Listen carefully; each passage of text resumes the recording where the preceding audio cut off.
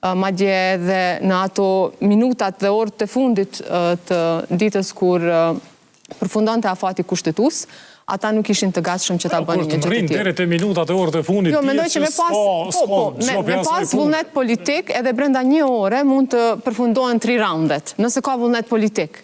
Mirë, po në qoftë se nuk ka vullnet politik, mi pas edhe 100 ditë, mi pas edhe 1 vjet kohë, nuk e bën këtë punë.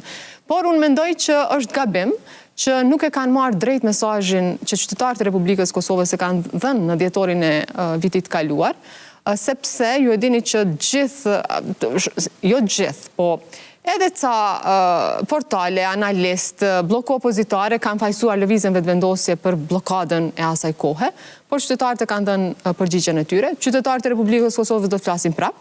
Prandaj edhe unë mendoj që çfarëdo, si me thënë, diskutimi jonë, raport me qëndrimet e tyre gjatë kësaj periudhe është i kotë, sepse tek e fundit janë qytetarët që do të vlerësojnë veprimet tona. Nëse se po e shoh, po mendoj, opozita është ka deklarën që është normale, është tendencë autokratike me kontrollu një parti edhe qeverinë edhe zyren e presidentit edhe kuvendin, pavarësisht kush është kryetar, nëse e ki shumicën e kontrollon kuvendin de facto. Kështu që kjo pjesa e drejtimit gishtrive të fojit ka me shku të urrit, po alo pa nis fushata ka eskalu situata.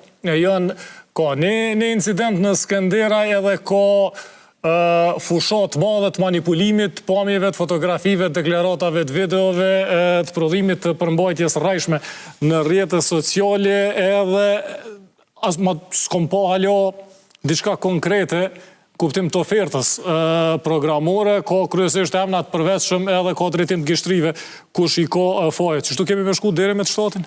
Unë ftoj të gjithë qytetarët e Republikës Kosovës që të mos bijnë prej provokimeve që mund të ndodhin nga individ, të cilët dyshohen për keqpërdorime të shumta, përfshirë Sami Lushtakun.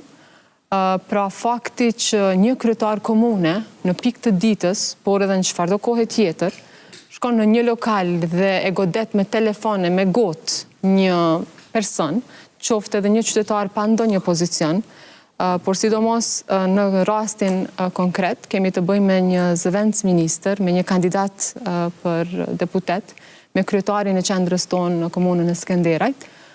Kjo tregon panikën që këta kanë, kjo tregon situatën apo gjendjen e rënd në për të cilën po kalojnë këto parti politike, përkatësisht në këtë rast po flas për PDK-n. Dhe kur e kuptojmë se për çfarë arsye po ndodhin këto gjëra, sulmet fizike, si me thënë e sqaron komplet apo e dëshmon komplet se cili është qëllimi i tyre.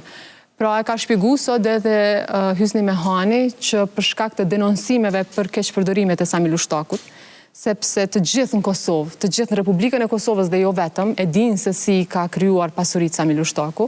Prandaj, ai është në një gjendje kogja të rëndë, sepse në Kosovë tashmë kemi dëshmu që nuk mund të ketë zyrtar të cilët janë të paprekshëm. Dhe në momentin kur do të bëhet... Që ka zyrtar të paprekshëm, e di një qytetar